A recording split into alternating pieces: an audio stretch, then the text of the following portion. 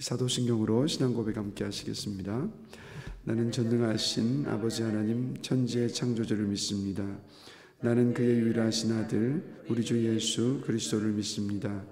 그는 성령으로 잉태되어 동정녀 마리아에게서 나시고 본디오 빌라도에게 고난을 받아 십자가에 못 박혀 죽으시고 장사된 지 사흘 만에 죽은 자 가운데서 다시 살아나셨으며 하늘에 오르시어 전능하신 아버지 하나님 우편에 앉아 계시다가 거기로부터 살아있는 자와 죽은 자를 심판하러 오십니다. 나는 성령을 믿으며 거룩한 공교회와 성도의 교제와 죄를 용서받는 것과 몸의 부활과 영생을 믿습니다. 아멘.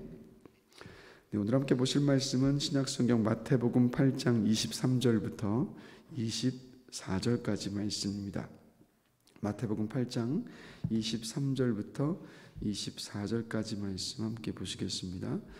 우리 다 같이 한 목소리로 같이 읽도록 하겠습니다.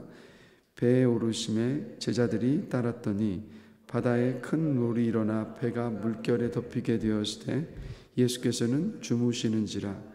그 제자들이 나와 깨우며 이르되 주여 구원하소서 우리가 죽겠나이다. 예수께서 이르시되 어찌하여 무서워하느냐 믿음이 작은 자들아 하시고 곧 일어나사 바람과 바다를 꾸짖으시니 아주 잔잔하게 되거늘 그 사람들이 놀랍게 여겨 이르되 이가 어떠한 사람이기에 바람과 바다도 순종하는가 하더라. 아멘. 네, 오늘 말씀을 보면 예수님께서 제자들과 배를 타시고 배를 타고 갈릴리 호수를 지나가고 계셨습니다. 그런데 큰 놀이 일어나서 배가 물결에 덮이면서 배가 이 호수에 침몰할 것 같은 어떤 그런 위기 가운데 있게 됩니다. 그래서 제자들은 혼비백산에서 피곤하셔서 고온히 주무시고 계셨던 예수님을 이제 흔들어 깨웠습니다. 그러면서 이제 하는 말이 25절을 보시면 구원하소서 주여 구원하소서 우리가 죽겠나이다 하며 이제 막 흔들어 깨우면서 소리를 질렀습니다. 보시면 여러분 제자들이 누구와 함께 배를 타고 있었습니까? 예수님과 함께 배를 타고 있었습니다. 그런데 예수님께서 함께 타고 계셨던 배였는데도 불구하고 큰 놀이 일어나서 배를 덮쳐서 배가 침몰할 위기에 처해 있었습니다. 이게 무엇을 말하냐면 두 가지를 생각해 볼 수 있죠. 첫 번째로는 여러분 예수 믿는 사람에게도 고난은 온다라는 것. 그러니까 예수 잘 믿는다고 해서 고난이 그 사람을 비껴가는 것이 아닙니다. 나의 실수와 죄로 인한 고난이든 아니면 마귀가 주는 고난이든 악한 세상이 주는 고난이든 예수 믿는 사람에게도 고난은 있습니다. 그러하게 우리는 늘 기억해야 될 것은 나만 겪는 고난이 아니라 예수 믿는 사람들에게도 고난은 어김없이 온다라는 것. 그리고 또 한 가지 뭘 볼 수 있냐면 이 고난 중에 예수님께서 함께하고 계셨다라는 거죠. 똑같이 예수님께서 하늘로 올라가시면서 이 약속을 하셨습니다. 볼지어다 세상 끝날까지 내가 너희와 항상 함께하리라. 그러니까 우리가 고난을 지나갈 때 그때도 여러분 기억해야 될 것은 뭐냐면 주님이 우리와 함께하고 계시다는 사실입니다. 그래서 고난 속에서 우리는 유독 나 혼자만 있다라는 생각을 가질 때가 참 많지만 고난 속에서 우리 주님은 우리와 함께하고 계십니다. 특별히 성령을 통해서 언제나 우리와 함께하고 계신 분이 바로 우리 주님이십니다. 그래서 저는 지나면서 돌아보니까 고난을 통과할 때, 고난을 지나갈 때 사실 주님은 그 어떤 때보다도 우리와 가까이 계십니다. 그 어떤 때보다도 우리를 주목하여 보고 계신 때가 바로 우리가 고난을 지나갈 때입니다. 그래서 저와 여러분들이 항상 기도해야 되는 것은 뭐냐면 우리와 언제나 함께하고 계시는, 함께하여 주고 계시는 주님을 볼 수 있는 그 영적인 눈이 필요하다라는 것. 그러니까 주여 나와 함께하여 주십시오라고 하는 기도는 잘못된 기도입니다. 이 기도가 아니라 주님, 지금 주님께서 저와 함께하고 계시는데 제가 보질 못하고 있습니다. 저하고 지금도 함께하고 계시는 그 주님을 보게 하여 주십시오. 늘 이 기도 속에서 우리 영안이 활짝 열려지고 또 성령을 통해서 주님이 함께하고 계시다라는 것을 저는 느끼게 해주시고 또 보게 해주시는 줄로 믿습니다. 그래서 여러분이 제자들은 그래서 이 그러니까 놀이 일어서 물이 배 안에 넘쳐 들어와서 배가 침몰할 것 같은 위기에 있었던 이 제자들, 그 제자들을 향해서 이제 뭐라고 말씀하십니까? 26절이죠. 우리 다 함께 한 목소리로 다시 한번 읽어보겠습니다. 예수께서 이르시되 어찌하여 무서워하느냐 믿음이 작은 자들아 하시고 곧 일어나사 바람과 바다를 꾸짖으시니 아주 잔잔하게 되거늘. 그러니까 믿음이 작다고 제자들 아주 혼쭐이 났습니다, 예수님께. 그럼에도 불구하고요, 제자들이 정말 잘한 일은 뭐냐면 주님을 흔들어 깨웠다라는 것. 그러니까 주님을 찾은 일이요. 자신들이 그 난관을 헤쳐나가려고 이 방법 저 방법 다 해봤던 것이 아니라 주님을 흔들어 깨웠었던 그 일들, 비록 예수님께 믿음이 작은 자들아라고 혼났지만 그럼에도 불구하고 예수님을 먼저 찾은 이 일이 너무도 잘한 일이었다라는 겁니다. 그래서 가만히 돌아보면 이 자리에서 우리 계시는 분들은 인생의 어떤 고난을 맞닥뜨리면 어떻게 하십니까? 먼저 주님을 먼저 찾으십니까? 아니면 이 방법 저 방법 내가 할 수 있는 모든 방법들을 다 동원하고 난 다음에 이제는 더 이상 내가 어찌할 바가 없을 때, 벽에 다다랐을 때 그제서야 주님을 찾으십니까? 근데 가만히 보면 대부분의 많은 그리스도인들이 어떤 고난을 맞닥뜨리고 나면 A 방법도 해보고 B 방법도 해보고 C 방법도 해보고 D 방법도 해보고 하여튼 내가 할 수 있는 거 다 동원해보고 난 다음에 이제 마지막에 그 최후의 부로 더 이상은 내가 할 방법이 없다. 그때서야 주님을 찾고 도움을 구하는 경우들을 많이 보게 되는 것 같습니다. 그런데 여러분, 그렇게라도 주님을 마지막이라도 찾게 된다면 그건 너무 감사한 일이고 잘한 일이 맞습니다. 그러나 이렇게 고생하다가 주를 찾는 것이 아니라 우리가 고난 앞에서 가장 먼저 주님을 찾는 저와 여러분이 되길 전 주님의 이름으로 간절히 기도합니다. 주님께서 그걸 바라시고 기뻐하시거든요. 그러면 왜 우리가 주님을 가장 먼저 찾아야 되는가? 그 이유가 있습니다. 자, 오늘 본문을 보시면 지금까지도 사람이 어찌할 수 없는 게 뭐냐면 천재지변이지 않습니까? 지진, 화산, 쓰나미, 태풍, 토네이도, 가뭄, 홍수, 아무리 과학이 발달해도 이 대자연 앞에서 인간은 너무나도 작은 존재일 뿐이라는 겁니다. 지금 이제 우크라이나 전쟁 때문이기도 하지만 계속해서 밀값이 오르고 있는 이유 가운데 하나는 뭐냐면 이상기후 때문입니다. 그래서 인도가 또 곡창 지대이고 또 대표적인 밀 생산 국가 가운데 하나인데 얼마 전에 뉴스를 보니까 이 폭염이요, 50도까지 이르는 폭염 때문에 밀 농사하는 지역에까지도 밀 수확이 예년에 비해서 한 20-30% 정도 더 떨어질 것이라는 예보가 나오면서 이제 자기 자국 내 안에서 자기 국민들도 먹여야 할 그 밀이 부족하니까 밀 수출을 아예 금지시켜 버린 겁니다. 그러니까 이런 일들이요, 자연재해 앞에서는요 어떻게 우리가 인간이 감당할 수가 없다라는 겁니다. 자, 그런데 오늘 본문을 보시면 예수님께서 어떻게 하십니까? 바람과 바다를 꾸짖으셨어요. 주님이 꾸짖으시니까 이 바람이 아주 잔잔하게 되어버렸습니다. 이게 뭘 말합니까? 우리 주님께서 대자연을 다스리시는 주권자시라는 겁니다. 그리고 또 하나는 우리 주님이 어떤 분이시냐면 오늘 본문 이후에 이제 훨씬 뒤에 일어날 일이지만 사람이 이길 수도 없고 피해갈 수도 없는 죽음까지도 이기신 분이 바로 우리 예수님이시지 않습니까? 그렇기 때문에 우리 주님은 우리 인생 가운데 모든 고난을 여러분 주관하고 계시다라는 겁니다. 모든 고난은 우리 주님의 그 손길 아래에 있다라는 겁니다. 어디서 또 분명하게 말씀하고 있느냐? 고린도전서 10장 13절을 보면 이렇게 말씀하고 있습니다. 사람이 감당할 시험 밖에는 너희가 당한 것이 없나니 오직 하나님은 미쁘사 너희가 감당하지 못할 시험 당함을 허락하지 아니하시고 시험 당할 즈음에 또한 피할 길을 내사 너희로 능히 감당하게 하시느니라. 아멘. 뭡니까? 우리 인생 속에서 맞닥뜨리는 시험과 고난의 모든 문제가 주님의 주권과 손길 아래에 있다라는 것. 그래서 여러분, 우리가 고난 앞에서, 힘든 일 앞에서 누구를 가장 먼저 찾고 의지해야 되겠습니까? 바로 주님입니다. 오늘 본문의 제자들이 그랬던 것처럼 저와 여러분들이 이 방법 저 방법 다 하다가 고생하다가 주님 찾는 것이 아니라 하여튼 고난을 맞닥뜨리면, 문제를 맞닥뜨리면 가장 먼저 주님을 찾고 주께 도움을 구하는 저와 여러분이 되길 다시 한번 주님의 이름으로 간절히 기도합니다.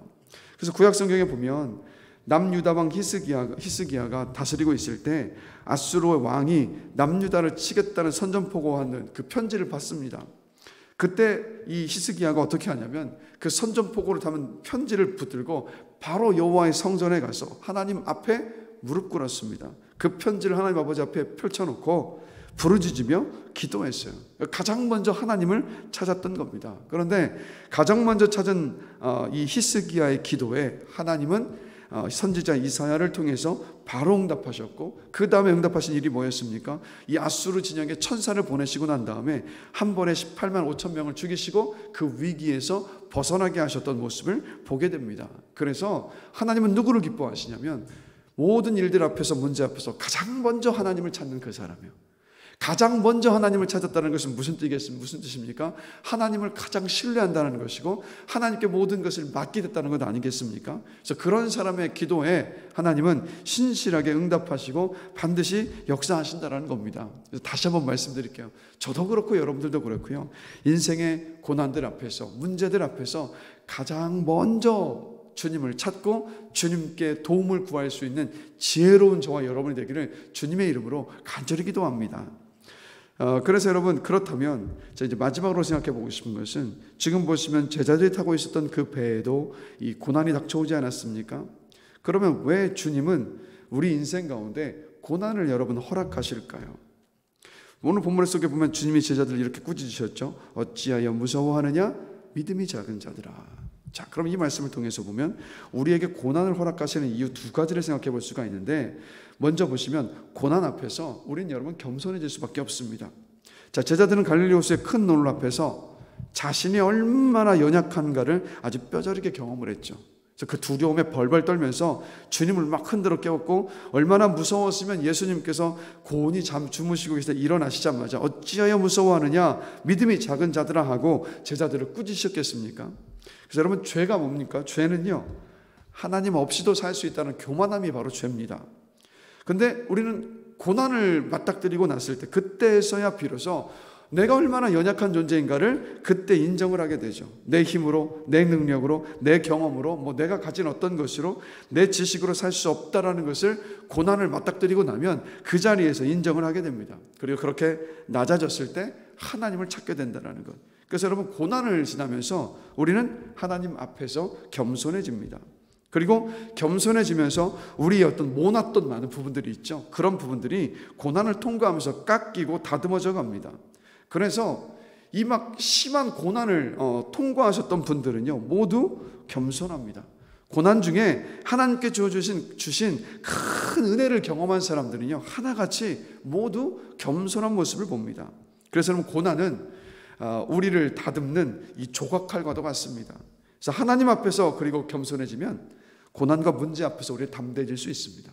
하나님 앞에서 겸손해질 때 고난과 문제들 앞에서 우리는 담대해질 수 있다는 것. 그래서 고난을 왜 허락하시느냐? 고난 속에서 우리를 겸손한 사람으로 다듬으시기 위해서 하나님은 고난을 허락하십니다. 그리고 두 번째는 왜 고난을 우리가 통과하고 지나가게 하시느냐? 고난을 지나가면서 주님을 신뢰하는 방법을 배우게 되기 때문입니다. 고난을 지나갈 때 아마도 다들 경험하셨겠지만, 고난 속에서 작은 신음에도 응답하시는 하나님의 그 손길을 아주 생생하게 경험할 수 있다는 겁니다.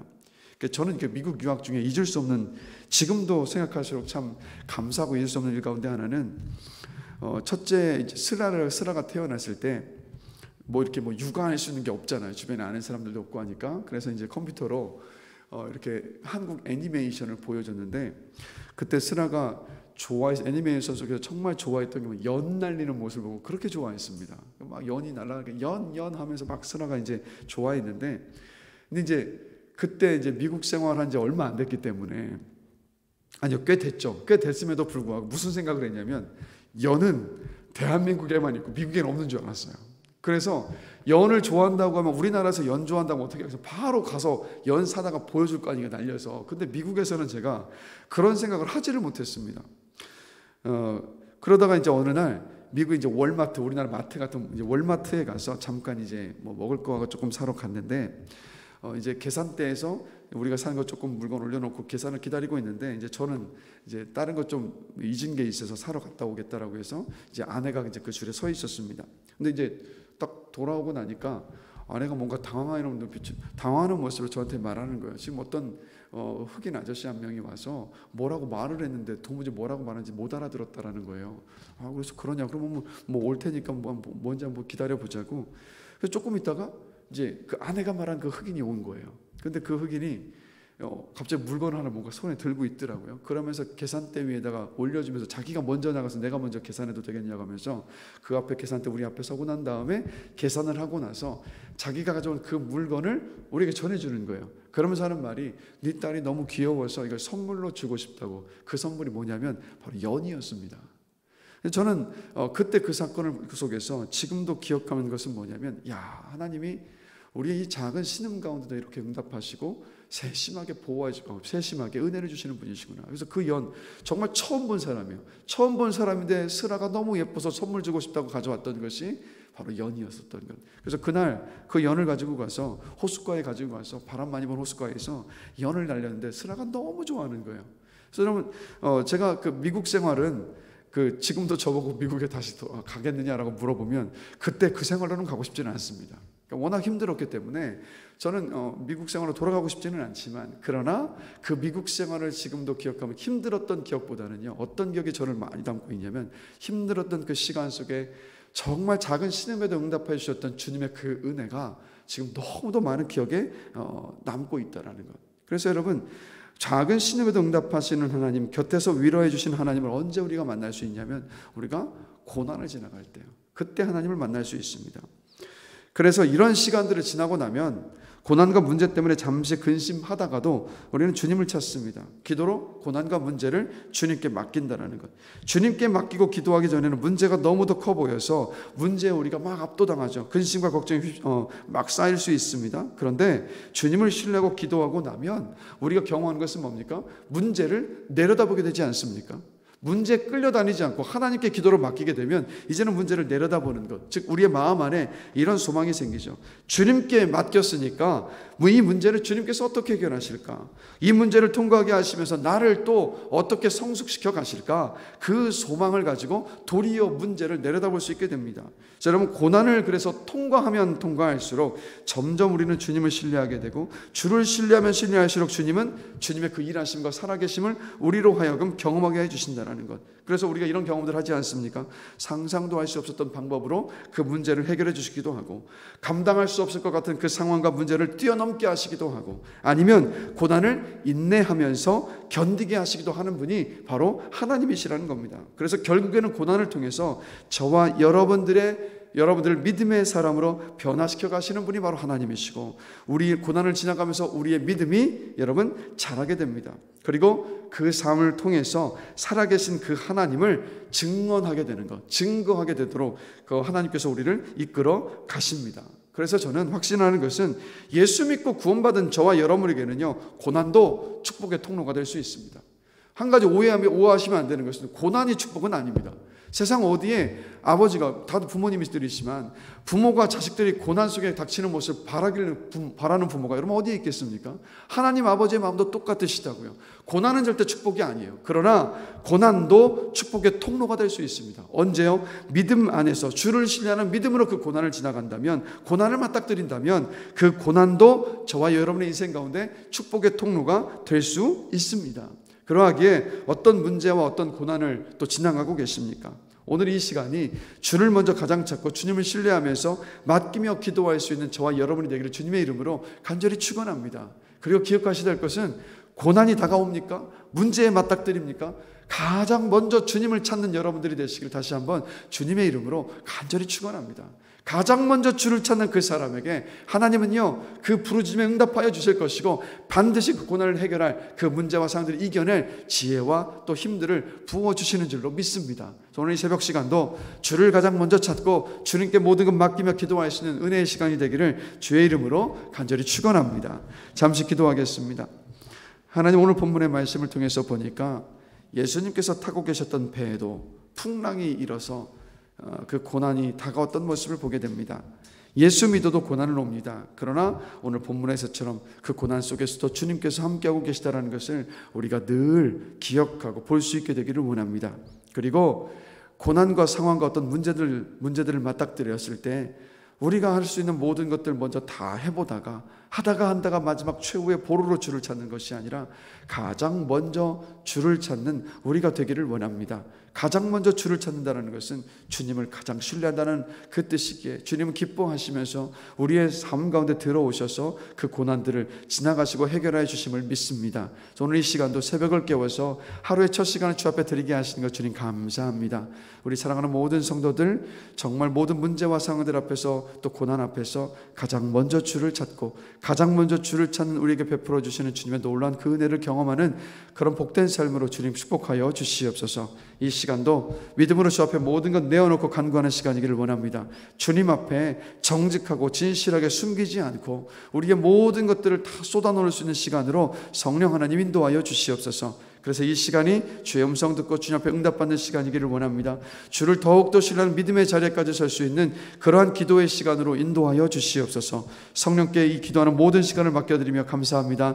예수 그리스도의 이름으로 기도드렸습니다. 아멘. 하늘에 계신 우리 아버지, 아버지의 이름을 거룩하게 하시며 아버지의 나라가 오게 하시며 아버지의 뜻이 하늘에서와 같이 땅에서도 이루어지게 하소서. 오늘 우리에게 일용할 양식을 주시고 우리가 우리에게 잘못한 사람을 용서하여 준 것 같이 우리 죄를 용서하여 주시고 우리를 시험에 빠지지 않게 하시고 악에서 구하소서. 나라와 권능과 영광이 영원히 아버지의 것입니다. 아멘.